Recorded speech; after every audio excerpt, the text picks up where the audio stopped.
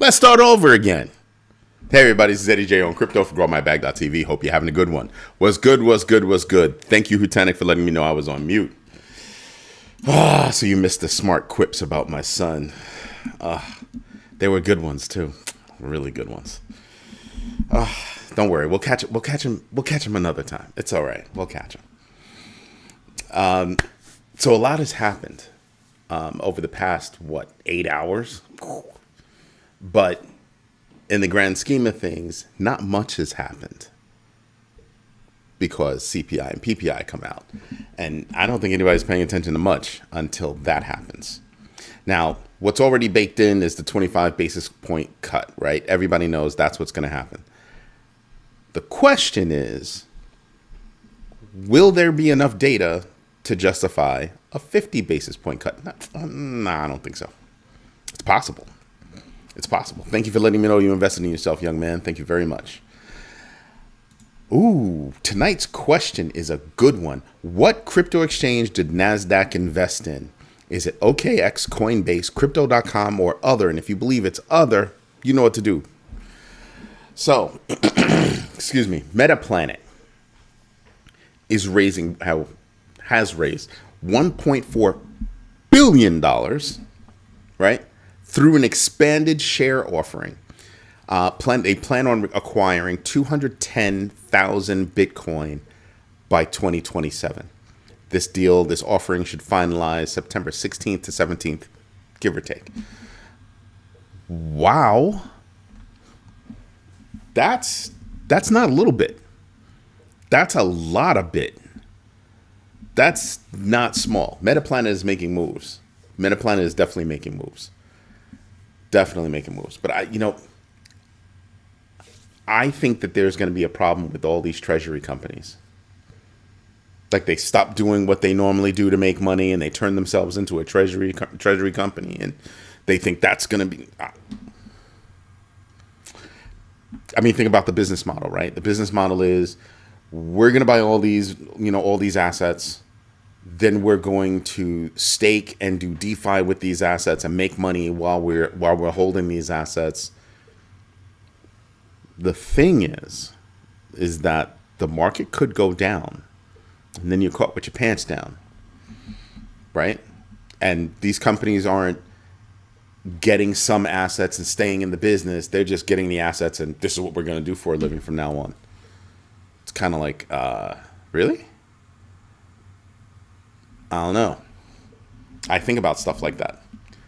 I really do think about stuff like that. Like I think the ones at the beginning, strategy, I think they're going to do well. Metaplanet, I think it'll do well. It's the largest in Japan. I think they'll do okay, right?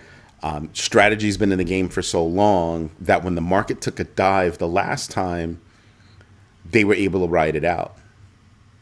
I don't know if other companies following, that playbook will be able to do the same. Housing will have a secondary crash. Thought about that today. Property tax will become unsustainable for people in paid off homes probably 2 years out. 2 years out. I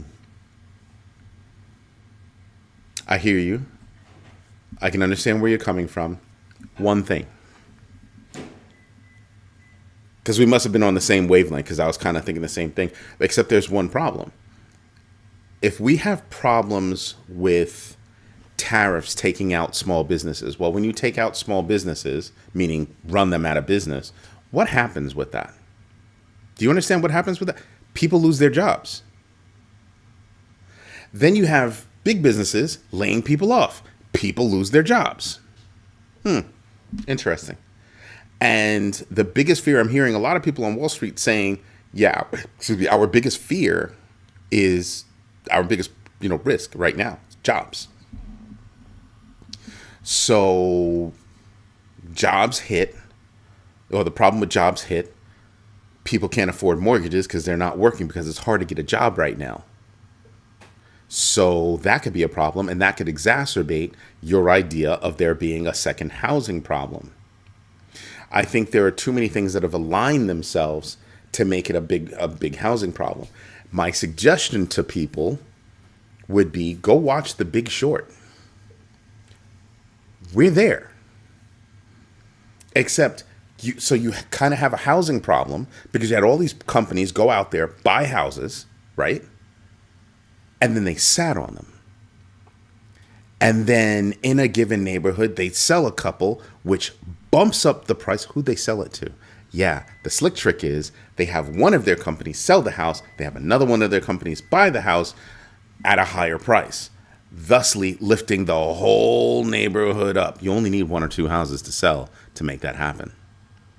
So it lifts the whole neighborhood's prices up, and everybody in the neighborhood's like, yay, yay, yay. The ones that are left, right? Except here's the problem. They don't realize it, but people that want to get into the neighborhood realize it. They're boxed out. Or they're stretched to the max to get into the neighborhood because housing prices have been inflated.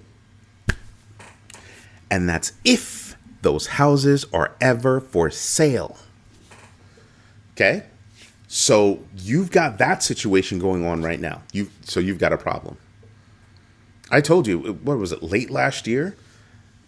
You know, my son and I were looking for property. So I was just looking around all around the country, see what's going on, just getting a feel. So I happened to look in Wisconsin. And whole neighborhoods getting bought up. And then you have contractors and the whole, and the reason why you know this is because sometimes you use Google Maps and you look down the road and it captures an image of what's on the road. Contractors, all these houses, doors open. You can see that construction is going on. They bought the whole damn block. And they can afford to fix everything up lickety split, right? So that's when you start to realize, wow, that could hit. That could hit sooner rather than later. Then on top of that, a comment that we've been making for a long time, insurance is a problem. Forget about the mortgage rates. Insurance is a problem. Oh, you probably think housing insurance only. No, I'm talking about also healthcare insurance, automobile insurance. Insurance is a problem. On top of that, in case we all forgot, I'm just trying to, refresh your memory here. What's going on, Heat Score? So, did you invest in yourself today? I don't see that. Then what you realize is, and this is all before we get to what Hutanik just said about property taxes, right? I'm not even worried about property taxes. That, to me, that seems like the smallest thing. It's not small, but it seems like the smallest thing. Okay?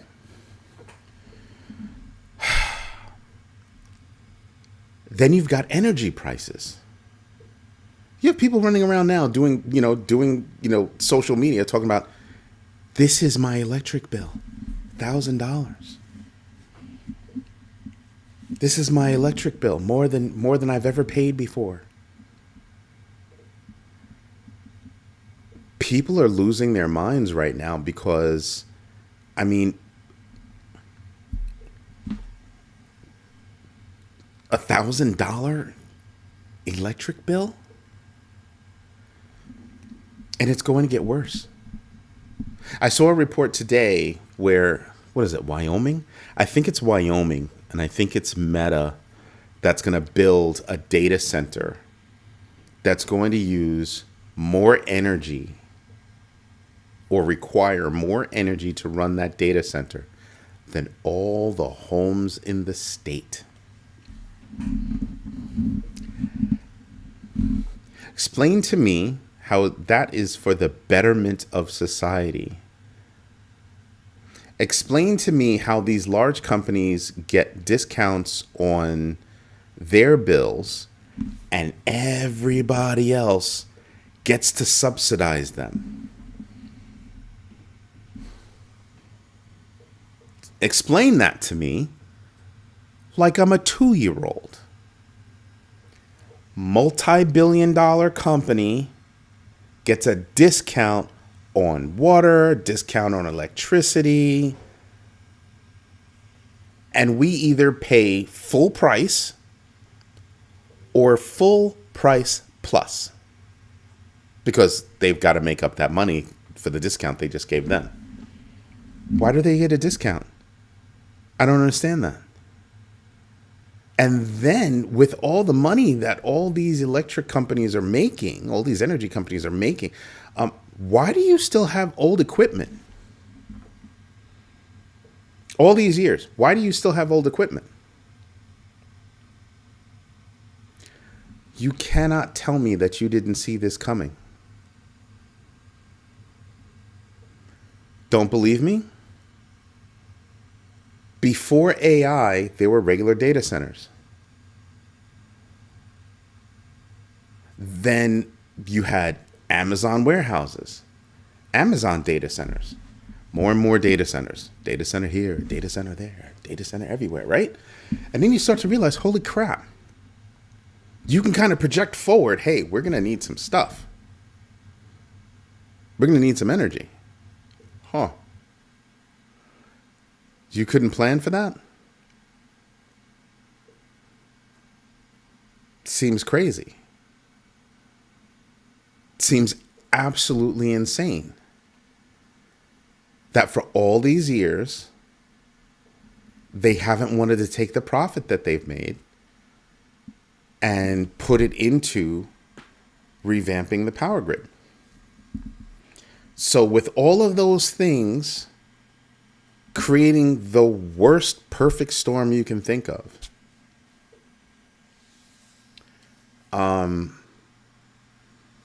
Hutanek's idea that housing will have a secondary crash within 2 years, like singling out housing, he's kind of right. Except you have all these other things piling up. So sooner rather than later.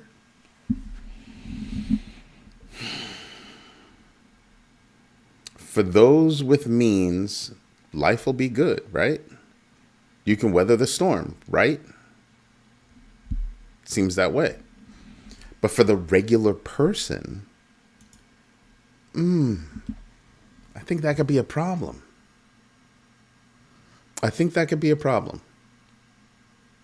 So I'm just trying to understand how that plays out in people's heads. You know what I mean? Like, just help us all understand. And people just freak out when I say we're going to have to invest just to be able to survive. Think about these treasury companies. They're buying assets to leverage those assets in a secondary investment strategy. First investment was getting the asset, right? That was the first investment. The second investment is we're going to use this in a DeFi situation, staking, to earn more money. So not only are we going to own the asset, but we're going to leverage this asset to make more money.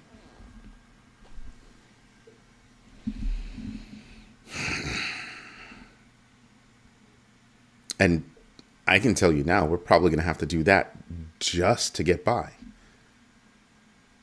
I mean, I don't think we're that far away from, you're investing so I don't have to live in a tent not to get rich. It's funny, except it's not. It's funny, except it is not. How scary is that?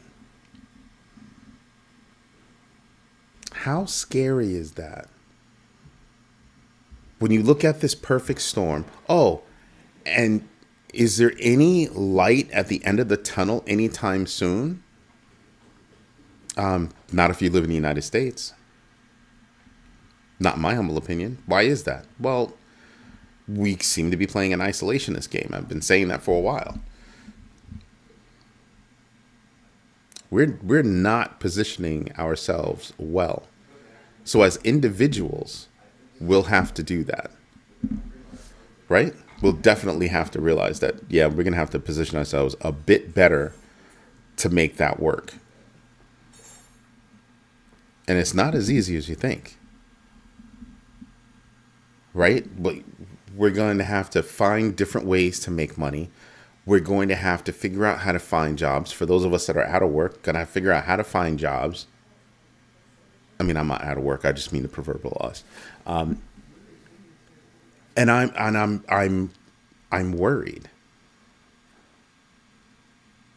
Where we are right now to find a job, some jobs are kind of taking a hit off of the AI craze, which the AI craze is kind of, that bubble is, you can hear the air coming out of that bubble right now. Because people had too many, exalted aspirations. Just you're nuts in what you're thinking, how you're thinking. Right? So how do you find a job in this kind of age where you've got to worry about that? And so you've got to retool. If you're older, you really have a problem because who's hiring you? Ageism is a real thing. Ageism is a real thing. But if you take that experience that you have and you retool, you marry the new tools with the old tools, you might be able to position yourself well. So let's hope that everybody finds a job that needs to find a job. And then based off that job, everybody can figure out what their investment play is going to be. How do you do that? Do your own research, know your entries and exits, and absolutely invest deliberately. Next step, develop your risk framework.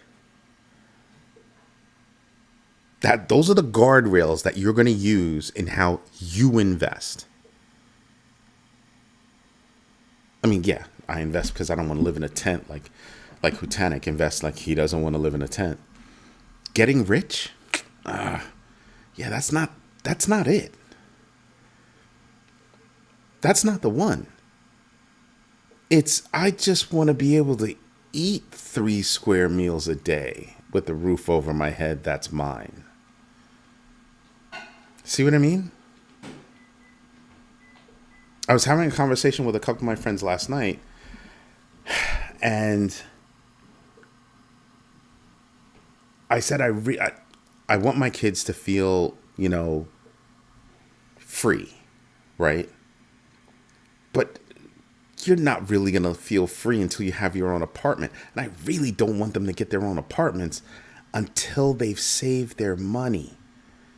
Because the day you walk out of the house, not because I'm going to kick you out, but the day you walk out of the house, you're going to have bills that you did not have before. And it's going to hit you hard. Pay for lights. What do you mean pay for lights? What do you mean you have to pay for water? What? Electric? What? And then rent or a mortgage? Mortgage? That's kind of far-fetched. It's kind of far-fetched. Think about that. Our kids, when they graduate from high school, far-fetched. Lori, one of my friends, her son just started a job today. He graduated in May. Just started a job today. He was strung along by this company that said they were going to hire him when he graduated, called him every month, all this good stuff. And then this small company was affected by tariffs. Couldn't hire this kid. They love this kid. Once a month, they take this kid out, show him the town, talk about what they want him to do, all this good stuff. He had interned there. He was a known entity. They loved this kid. Kid loved the job. Couldn't wait to get into it. And they got crushed by tariffs. Couldn't hire him. CEO called. CEO had met his family. CEO called to deliver the bad news. Didn't have one of his underlings do it. Did it himself. Hat tip to that person. But imagine. So there's a lot going on in our country that's creating like the worst perfect storm that you could think of. Farmers getting hit. How? Well, we stopped U.S. aid. Who was the main buyer of the food for U.S. aid? Or where'd they buy? U.S. farmers to feed people overseas. Well, we cut that out. And so those farmers don't have anybody to sell to. And tariffs have kind of isolated us from the rest of the world. These farmers don't have an easy way of getting out to the rest of the world saying, hey, buy my food. You're in the United States. We can't buy your food. Yeah, check that out. So we got a lot of stuff going on. Insurance is not the problem. The premium is. That's insurance. I don't care what you say. I don't care how you put it. That's insurance, right? In people's minds, that's insurance. The premium is, dude, cut it out, man. We're not slicing hairs. We're not splitting hairs here. Where's patient one? I need her right about now. Where's patient one?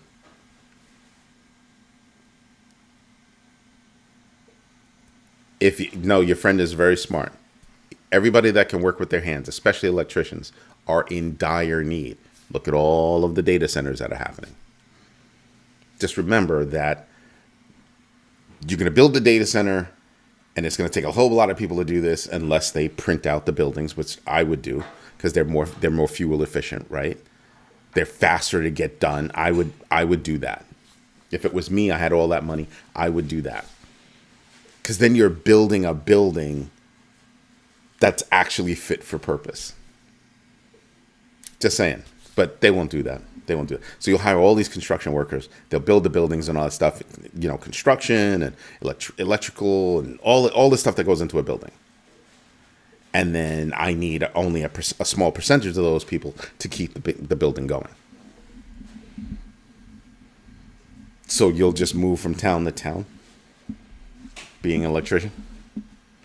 You'll make really good money. Might even last for a few years. Remember when you had traveling nurses? Yeah, you'll make really good money. Just don't know how long it's going to last, so you'll just do it until you're done. And hopefully along the way, you figure out some ways that you can make extra money, right? And you figure it out. Kendrick's an electrician at a data center. That's nuts. That's nuts. And did you invest in yourself today, sir? They have 40-year mortgages now. Yep, they do. I don't know about 40-year variables. I've never heard of that. That is another catalyst for a secondary problem for housing. Yeah. Except that 40-year mortgages, it stretches out your payments. They make more money off of it as long as you're making your payments. But it also turns around and goes back to people. Thank you very much for letting me know, Kendrick. It also points you back to all those people that already have the 3-point something interest mortgage. We're not selling nothing. Not selling anything. Forget that. I think Americans really need to adopt some, I would call them foreign ideas. Because other people came to this country, think the Patels, I'll get into the Patels in a minute. The Patels would come here, or people come here as a family unit, mother, father, sister, brother, aunt, uncle, as a family unit, and buy something. Everybody lives there, everybody chips in, everybody gets to save way more, okay? Save. Nice little nest egg for the one that moves out. And then they go buy something. And then they go out and they buy something. When I say something, I don't mean homes. I mean businesses. The Patels came here from India in the 70s. And they run like some ridiculous percentage of the hotels in the United States. Patel. Yeah. Dead serious. Dead freaking serious. Because they came here as a family unit. They lived in the hotel. Didn't have to pay anybody to do anything because the family actually cleaned and did everything, cooked and did everything at the hotel. So they had the lowest rates, so they made the most money, and they went out and what they do, go buy another hotel, and then this part of the family moved into that hotel, wash, rinse, frickin' repeat. And now they run I think it's like upwards of 50% of the hotel motel industry in the United States. Yeah. Let that wash over you for a minute. I think we need to do the same thing. We need to have family units that will come together for a common cause. Call it survival. And as a family unit, you can afford to do more. And you will do your thing. It's a sacrifice indeed. But look at all these other people out here that sacrificed. And look what they own. Businesses. And then what do most Americans do? Oh, they come here and they take our jobs. No, they came here and sacrificed. They came here and sacrificed to build for the long term while we were out buying stuff. Stuff we don't have anymore. Yo, D-Mac in the house. Thank you for letting me know you invested in yourself. We're too busy buying stuff, again, that we don't use or that is short-lived. They came here and they sacrificed. Bought businesses, grew those businesses. And now they own the largest franchises in the country. Just saying. So when I look at, I'm poking fun at Hutanik, and he knows I'm poking fun, but he's not wrong. He just knows the business, so he knows that it's not the insurance, it's the premium. But I actually think it's the insurance too, because they're not covering what they used to cover. So I think it's insurance too. But it is the premium that hurts you technically, the high premiums. But you're getting squeezed on both ends, paying more, getting less. And we're not thinking correctly. What did I say before? In this conversation, what did I say before? I said my son and I were looking for properties. Not I was looking for properties. My son and I were looking for properties. You're going to have to start doing things as a unit, whether it be family, close friends. You're going to have to start doing things as units if you want to get ahead of everything. Invest, not save. Do your own research, know your entries and exits, and absolutely invest deliberately. Don't ape into anything because, oh, everybody else is doing it. Yeah, everybody else is doing it. Yeah, that's fine. They caught that wave when they caught that wave. You aping in after they caught the wave, you're going to get hit against the rocks. Most of the time. But you do you. Just saying. What other good news do we have? QMMM, yes, it's 3 M's, Holdings, stock surged over 2,300%, give or take, after announcing a $100 million digital asset treasury, and then fell by 25% thereafter. Up 2,300, fell 25% in after hours. Wild freaking profit taking. Just saying, there are things that we need to pay attention to, and we absolutely need to do it. What else happened? Eric Trump was removed from Alt 5 Sigma's board. Why? Well, NASDAQ compliance. So he had to be removed from the board. Doesn't mean that he doesn't have control. It just means he was removed from the board. There are a lot of, you should look them up. They got a lot of funny dealings going on around the world. I think Rwanda. Just saying. You can look it up. It's out there. It's news. It's news. Athena Labs proposes to back hyperliquid stablecoin USDH with USDTB. We spoke about that last month. A stablecoin collateralized by BlackRock and secured by Anchorage Digital, offering 95% revenue sharing to the hyperliquid community, competing with contenders like Paxos and Frax.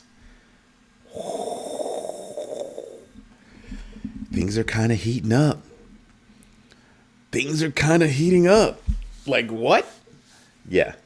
Just paying attention. I just want to say this one more time. Tonight's question, because I think it's an interesting question. Tonight's question, what crypto exchange did NASDAQ invest in? You heard me right. You heard me right. What crypto exchange did NASDAQ invest in? It's just announced today. So if somebody else invested in something before, we're not talking about that. It happened today. So I'm just saying, let's get it. Let's get it. So, and Hutanic says, the problem in the mature treasuries, they take a haircut on paying sticks and bricks, costing more with 12 months. Dude, you need to learn how to write a sentence, because I don't even understand that. I don't even understand that. Holmes House, what's good? Thank you for letting me know you invest in yourself. Banking and insurance is failing because of the bond market, straight up. No. I mean, yes, but no. Yes, what you're saying is kind of true. But why is that? Greed and ego. Greed and ego. I'm serious. Everything goes back to greed and ego. If there wasn't greed and ego, we wouldn't be in this precarious situation right now. We wouldn't be talking about kids graduating from college after spending all that money. Ugh. And not finding jobs. Now, I'm blessed. My kids got scholarships, not sports scholarships, academic scholarships. Well, technically my son got sports scholarships, but he decided not to go. He decided to go the entrepreneurial route. Doing well, I might add. Nobody's perfect, but everybody's doing all right. Thank God. But I look at it and I just go, you're told, go to school, get an education, you'll get a good job. And these kids are graduating from school with their education and they can't land jobs. Qualified, the right internships, not landing jobs. This is real stuff. This is real deal stuff. So you kind of look at that and you kind of go, oh, that's a no bueno situation. And now what are they being told? Oh, you should go become an electrician. You should go become a carpenter, a construction worker, a HVAC, plumber. Yeah. But I just paid for college. You had fun, right? It's a line from The Secret of My Success, one of my favorite movies ever. One of my favorite movies. But I'm looking at this situation and I'm trying to figure out, how does it get better? If we're going to have to make it better, we're going to have to do the work. We're going to have to do the research. And that is work. But I've been trying to teach you guys how to break up that work, all that work, into tiny, bite-sized pieces. 15 minutes a day. 15 minutes a day. Because you'll at least start seeing the headlines, certain articles you'll dig into. Tomorrow you'll see the headlines, certain articles you'll dig into. Oh, there's more detail about that article I read 2 days ago. Let me peep that. And at first you'll move slow, and you'll move slow, and you'll move slow, and you'll move a little bit faster. You'll start to pick things up faster. You start to connect the dots faster. And then you start to realize, notice how when I deliver news to you guys, sometimes I can say, oh, we spoke about that like a month ago or 2 months ago, because I remember doing the research, delivering the show. I remember that. And you're kind of like, oh, okay. And you keep going. You keep trying to do it. So when I look at Hyperliquid, and they might get some backing from Athena Labs through this vehicle. I'm sitting back and I'm going, Hyperliquid could be a part of the future, huh? Probably have to do a little bit of research on that. Create a slot for it. Sprinkle, sprinkle. Sprinkle, sprinkle. Just saying. College isn't off the chain. Yeah, no. I'm talking about going and getting an education and then trying to leverage that education to go get a job. I know a lot of people that went to college. There were also a lot of people like me that didn't go to college. A little bit harder, right? A little bit harder. But we're also not carrying that debt, that college debt. There was a study years ago, I think it was by the New York Times, where they took somebody who went to college, somebody who didn't go to college, a bunch of people on both sides, and how much money they made after X amount of time. And it was like college kids only made like 75 grand more over that span of time, only made like 75 grand or more. Mind you, they had to repay the debt. They didn't. Not to say that you shouldn't go to college. Just saying, if you're going to go to college, help your parents out. Study. Get the scholarships. Search around for grants. It's out there. They are out there. Better yet, do what I used to tell kids when I was, doing the whole college recruiting thing. Start from where you want to be.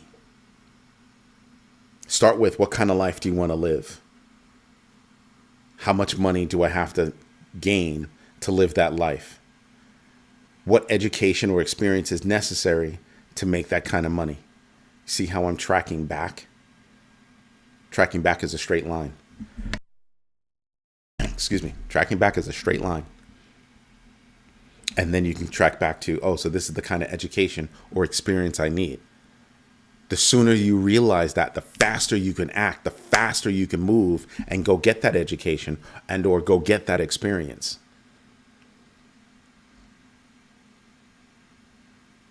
My son didn't go to college. One of his friends didn't go to college. He decided he wanted to be a plumber. I needed some work done in the house. Guess what? Called him up. I didn't give the money to somebody else. I give it to somebody I know. Support. I try to support my son at the cookie stores. I'll entertain clients. Like, I have a meeting next week, and I had gone to. This is how you support people.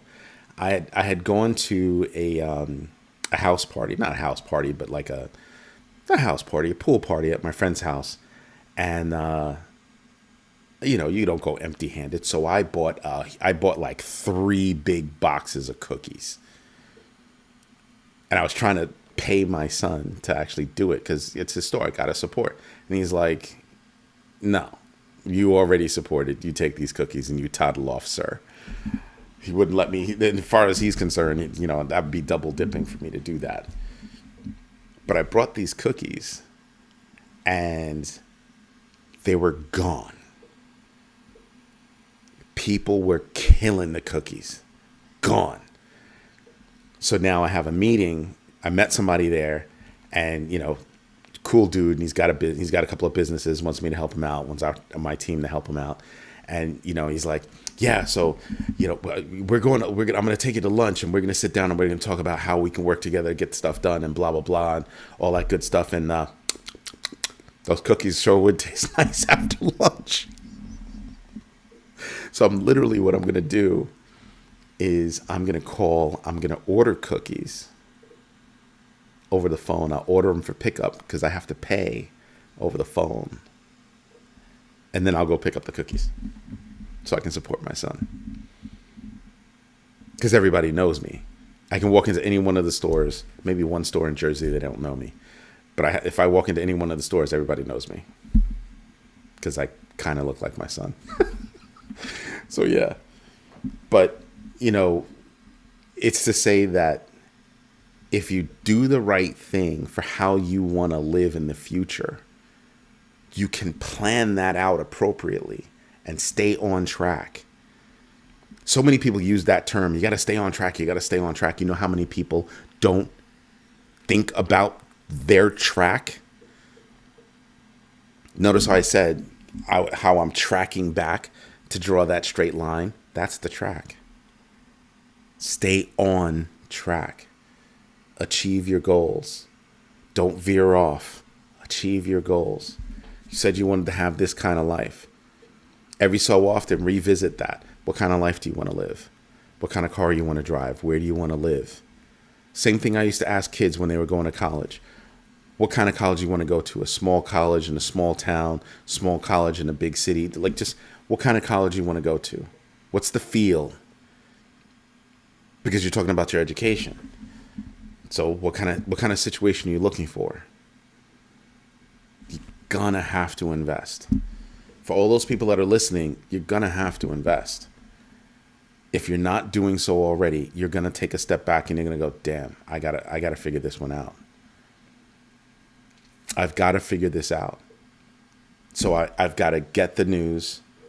I have to formulate an opinion about that news, make note, even write notes, and do that on a daily basis. 15 minutes a day so you're not overburdening yourself. Sometimes you'll do 10, sometimes you'll do a half hour, just on average, 15 minutes a day. And then you'll figure out how much more research you need to do. And you'll get there.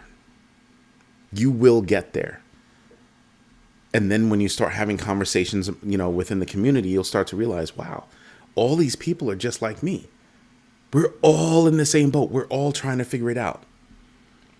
Things are changing in the financial arena all the time, every day, every second. Well, what's DeFi? Well, I got to figure out what's DeFi. What's total value locked? What's staking? What's this? What's that? What's this? What's that? The different flavors of each. Real simple concepts. Once you understand them, you'll be like, oh, okay. In the greater financial arena, they want you to be confused. They don't want you to learn. They want you to rely on them to tell you what to do.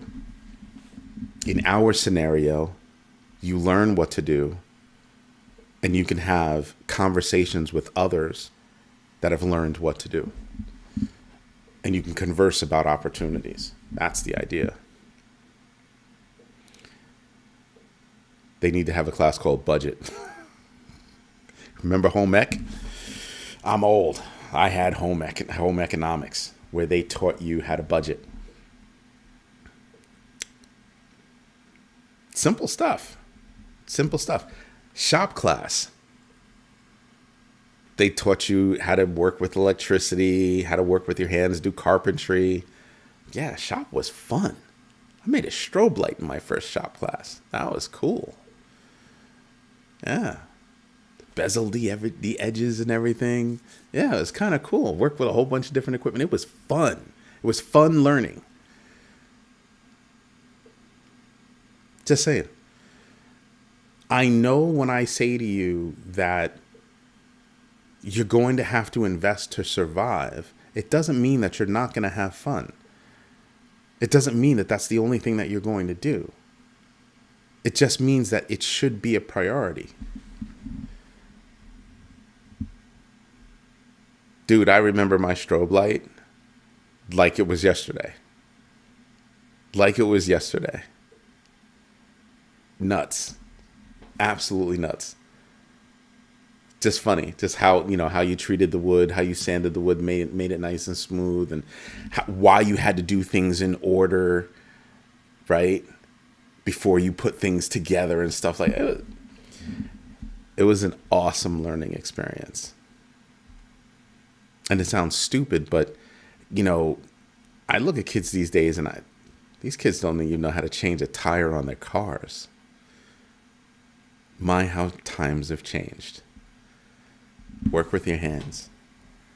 I mean, I don't work with my hands as a job, but I know how to do lights. I know how to change, switches and stuff like that. I can do minor plumbing, like I could fix a leak. I'm also smart enough to recognize that right there is out of my league. Call a professional.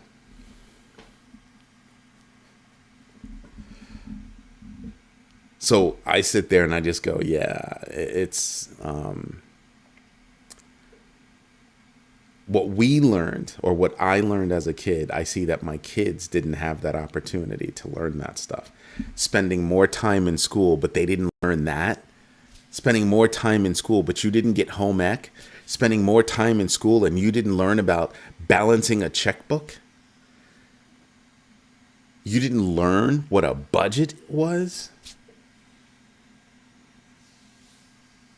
I told you my son had a great assignment when he was in school. When his teacher was like, you're going to learn this. You're going to learn something in my class. And the assignment was, here's $1 billion. Here are the rules on how to spend that $1 billion.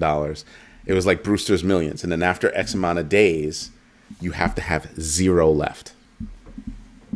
And the rules were you can only buy certain things. They couldn't do all this stuff. And it's like, oh, wow. And that was meant to teach you the value of $1. It was also meant to teach you the definition of enough. $1 billion. So many kids came back to class. They were like, I couldn't spend it. I could not spend it. As an adult, it was tough. I mean, we finally figured it out. We figured out how we could do it. One of the ways that we could do it, right? You were allowed to buy a certain number of houses, a certain number of vehicles, because they all depreciated. A certain amount of specific real estate types, all that good stuff. Yeah. So we literally went out and found the most expensive island and just did the Michael Jackson. What's the Michael Jackson? Went out and bought roller coasters and stuff like that. Just created a theme park, because all those things cost money when they're brand new.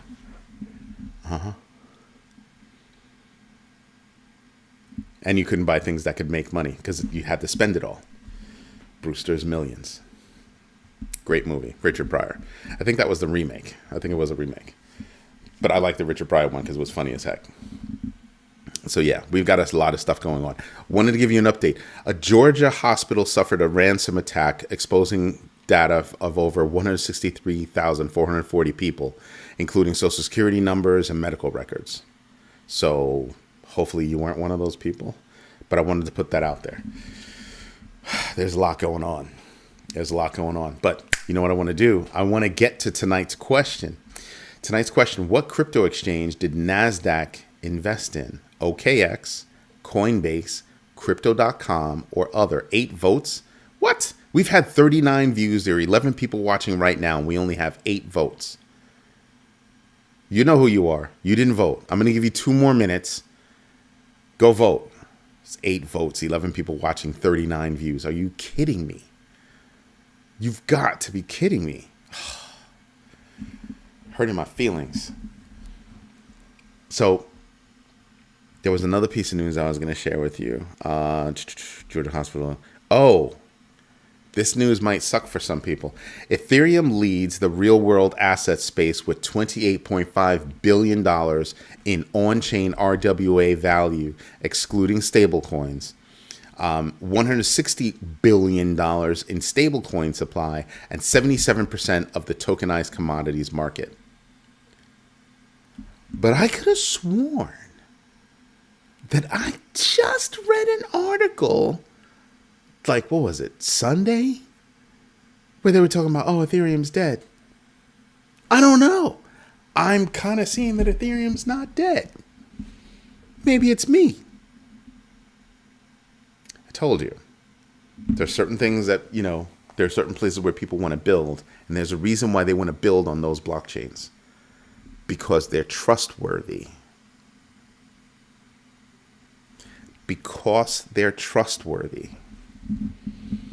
Now, I wish Cardano would wake up and start promoting that for their blockchain, because they've got the tech. But maybe by the end of next year, that's when they'll start doing it. But really, BNB, Ethereum, You have a bunch of chains that are just rock solid. Optimism, Arbitron, even Aptos, Avalanche. You have a whole bunch of chains that are just rock solid, and people build on those. Ta-da! And people will continue building on those. Just saying. 9 votes. Are we serious? Ugh, I'm just going to end it now. It's painful to watch. 44 views. 44 views. 11 people concurrently. And I don't even know if these are correct. 8 pause. Aloha. What's going on? Thank you for letting me know that you invested in yourself. I bet you 8 pause was number 9. So, tonight's question. What crypto exchange did NASDAQ invest in? Crypto.com 44%, Coinbase 22%, other 22%, OKX 11%. You're all wrong. Gemini.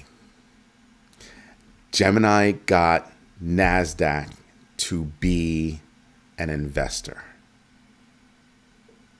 Mind you, Gemini had lousy numbers. Thank you, 8 pause. I figured you would say Gemini. You're always in the news. They got them to be, an investor.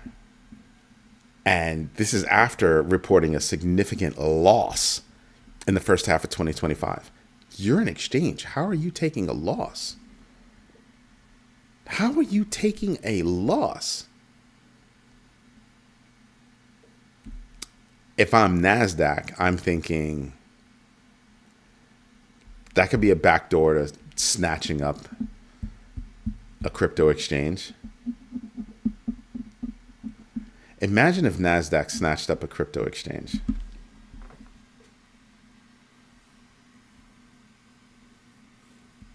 Because remember, exchanges, regular exchanges, have an issue because NASDAQ is saying, oh, we want to get into the tokenized stock market. We want to get into selling tokenized stocks. Why? Because if they don't, well, they'll be left behind. Right? So they want to get into that space. What's the best way to get into that space? Oh, maybe we should go buy an exchange. Now, back to the banks. That means the banks are caught with their pants down again, aren't they? Because NASDAQ getting into the tokenized space, the tokenized asset space, RWA, right?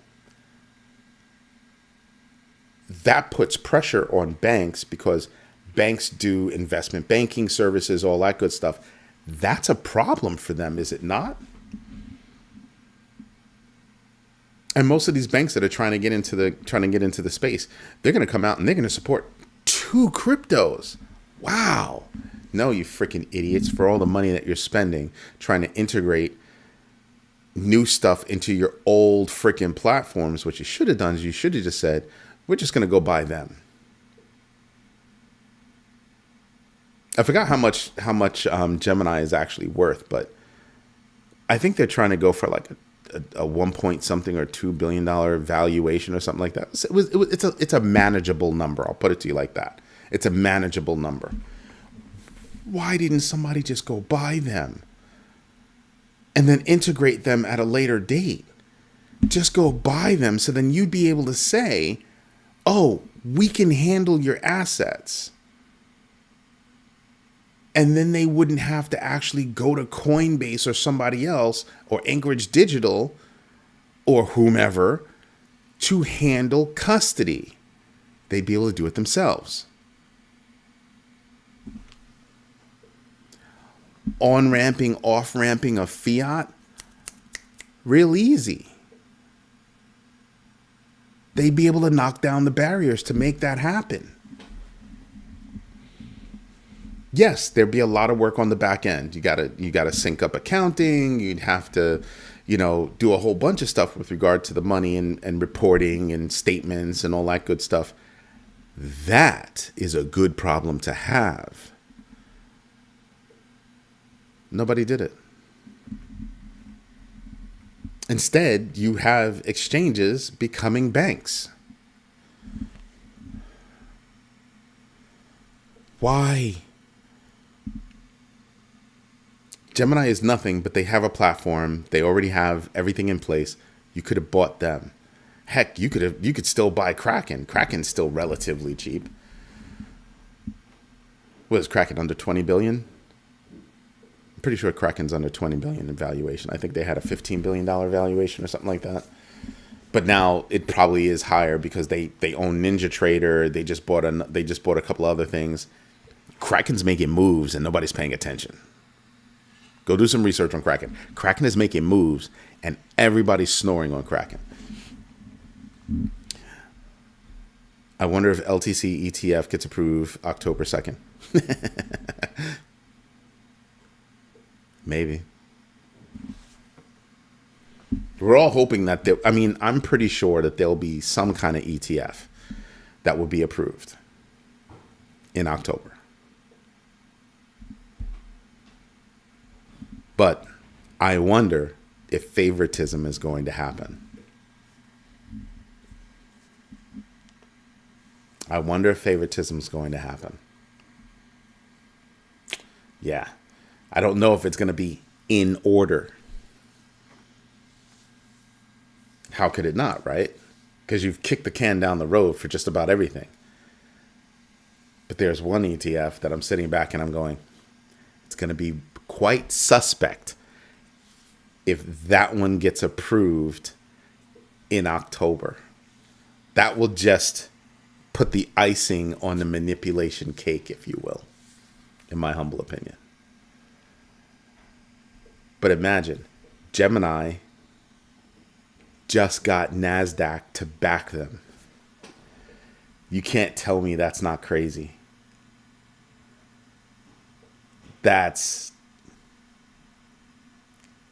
And it was a $50 million investment. A $50 million investment. And the partnership aims to integrate NASDAQ's financial tools with Gemini crypto services.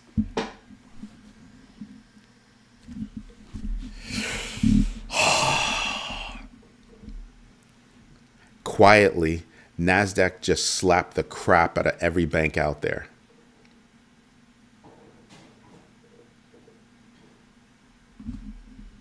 Let that wash over you. Yeah. NASDAQ literally just slapped the snot out of every bank out there because of that. What do I need a bank for? Ooh. That hadn't even crossed my mind. It hadn't even crossed my mind that something like that could happen. So now if you're the stodgy New York Stock Exchange, what do? Or ICE, what do?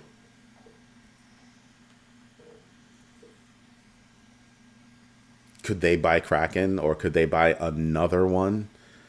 Could they go snatch up a crypto.com? They probably wouldn't touch crypto.com with a freaking stick. Because crypto.com is in bed with the new regime, so you don't want none of that. Nobody wants anything of that. Nope. But there are other US-based exchanges that you could snatch up and get into the business real fast and be involved in everything that you could think of. RWA, DeFi. You're in it. You're in it to win it. So that would be nuts. New tax rules are brutal if you have not reported crypto previously on returns. Oh, I reported. If you're working with a U.S. exchange, trust me, you're going to report. You're absolutely going to report. I've reported. But if you're on an exchange, they report to the government, hey, they did this. Just like your employer. Hey, we paid them this. Then you have to go and you report and they sync up, right? Supposedly sync up. But that's what winds up happening. It's kind of a big deal. And you get to find out, well, you'll be surprised. Sometimes you don't have enough transactions in and out, swapping, all that stuff. Sometimes you don't have enough transactions to actually report enough to be taxed. You have to report, but they're not taxable moves. Ta-da! Do your own research, know your entries and exits, and absolutely invest deliberately. Discuss things with your tax attorney, discuss things with your CPA so that you know that you're doing everything correctly. And you want to know what's freaking me out? What's freaking me out is that most tax preparers don't know anything about crypto. Most CPAs don't know anything about crypto. How the hell are you a CPA and you don't know anything about crypto?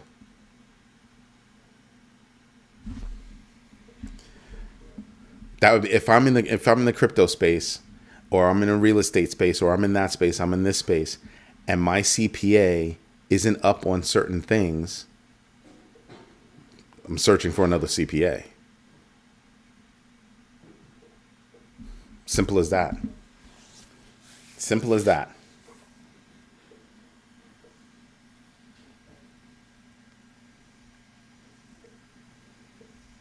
Yeah, I'm not going to repeat that because they'll get the letters and whatever it is. Right now, you're just spreading fear. So I'm not going to pay any attention to it. It's how you deliver the message. You know what I mean? And you should know if you're dealing in crypto, you should be tracking everything that you're doing so that you know what you have to report. And you have a CPA that actually understands crypto, and they'd be able to tell you taxable, taxable, taxable, not taxable, taxable, not taxable, not taxable, taxable. They'll be able to go through that and see it.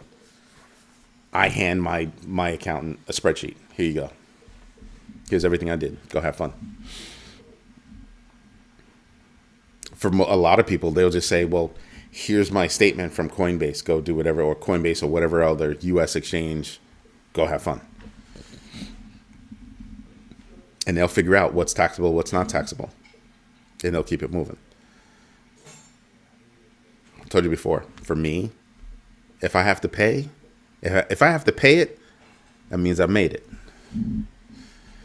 Just saying. Anyway, everybody, this is Eddie J on Crypto for GrowMyBag.tv. I hope you have a good one. If you like what I'm doing, do me a favor, smash the likes, because it really helps us get out there with the algorithm, and it lets people know that we exist, that this community is here, we're strong, and we're growing. Thank you for your time. Thank you for your patience. And as always, thank you for your trust. I will fight for that every day. Everybody have a great night. Bye-bye.